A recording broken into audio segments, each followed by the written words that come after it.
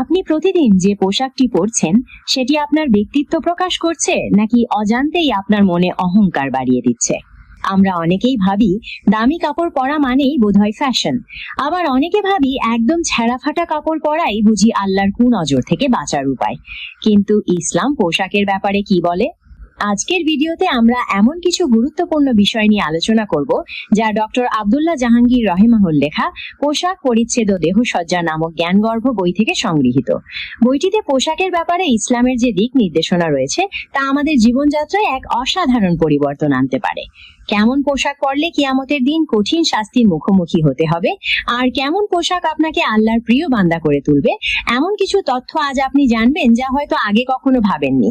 তাই একটি সেকেন্ডও মিস না করে পুরো ভিডিওটি শেষ পর্যন্ত দেখুন। ইসলাম মানুষের মধ্যে সবসময় সরলতা, নম্রতা ও ভালোবাসা এই মানবিক গুণগুলোর বিকাশ ঘটাতে চায়। আর ঠিক এ কারণেই অহংকার, নিজের বড়ত্ব প্রকাশ করা বা স্বার্থপরতার মতো মানবতা বিরোধী বিষয়গুলোকে অত্যন্ত কঠিনভাবে নিন্দা করা হয়েছে। ভাবুন তো, পোশাক কিন্তু সারাক্ষণ আমাদের শরীর ঢেকে রাখে।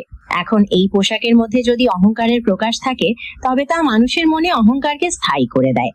এজন্য পোশাকের ক্ষেত্রেও নিজের বড়ত্ব প্রকাশের জন্য কিংবা মানুষের মাঝে সস্তা জনপ্রিয়তা বা প্রসিদ্ধি অর্জনের উদ্দেশ্যে পোশাক পরতে হাদিস শরীফে বিশেষভাবে নিষেধ করা হয়েছে। এখন প্রশ্ন হলো, প্রসিদ্ধির বা লোক দেখানো পোশাক আসলে কি? সহজ কথায়, যে পোশাক সমাজের সাধারণ মানুষের নজর কাড়ে কিংবা যে পোশাকের কারণে পরিধানকারীকে আশেপাশের মানুষের আলোচনার কেন্দ্রবিন্দু হতে হয়, সেটাই হলো প্রসিদ্ধির পোশাক। এটি বিভিন্ন ধরনের হতে পারে, যেমন অতিরিক্ত লোক দেখানো নম্রতা প্রকাশকারী পোশাক, খুব বেশি ছেঁড়াতালি দেওয়া বা নোংরা পোশাক, অতিরিক্ত মূল্যবান বা দামি পোশাক, সমাজে প্রচলিত নয় এমন কোনো অদ্ভুত ফ্যাশন বা ডিজাইনের পোশাক, কিংবা কোনো মানুষের সামাজিক ও অর্থনৈতিক অবস্থার সাথে একদমই বেমানান বা অসামঞ্জস্য পোশাক। এসব পোশাক পরতে হাদিসে স্পষ্ট নিষেধ করা হয়েছে। হযরত আব্দুল্লাহ ইবনু ওমর রাদিয়াল্লাহ থেকে বর্ণিত, রাসূলুল্লাহ সাল্লাল্লাহু আলাইহি ওয়াসাল্লাম বলেছেন, যে ব্যক্তি প্রসিদ্ধির পোশাক পরবে, কিয়ামতের দিন মহান আল্লাহ তাকে ঠিক তেমনই একটি লাঞ্ছনাকর পোশাক পরাবেন এবং তারপর তাকে জাহান্নামের আগুনে পোড়ানো হবে।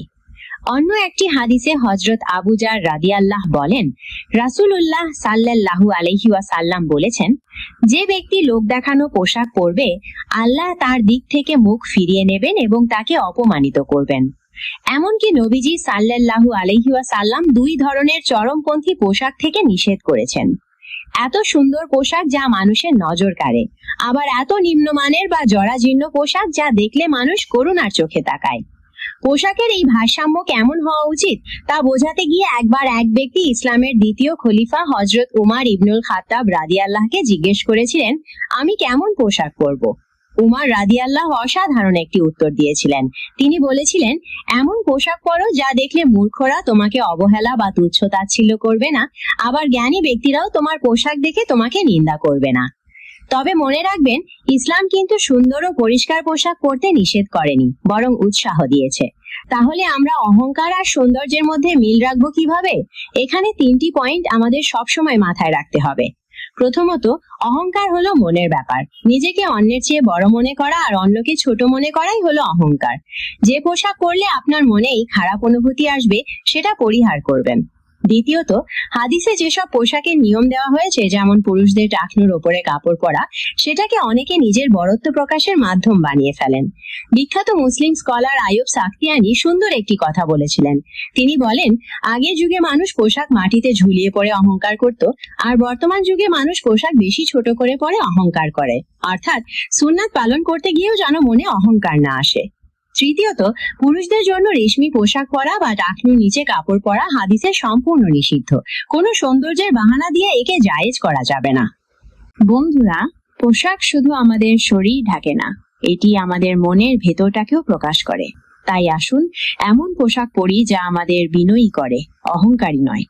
আজকের এই বার্তাটি কিন্তু শুধু আপনার জন্য নয়, আপনার পরিবারের, আপনার বন্ধুদের এবং আমাদের সমাজের প্রত্যেকের জানা প্রয়োজন। কারণ আমাদের অজান্তেই অনেকে এই ভুলের মধ্যে ডুবে আছি।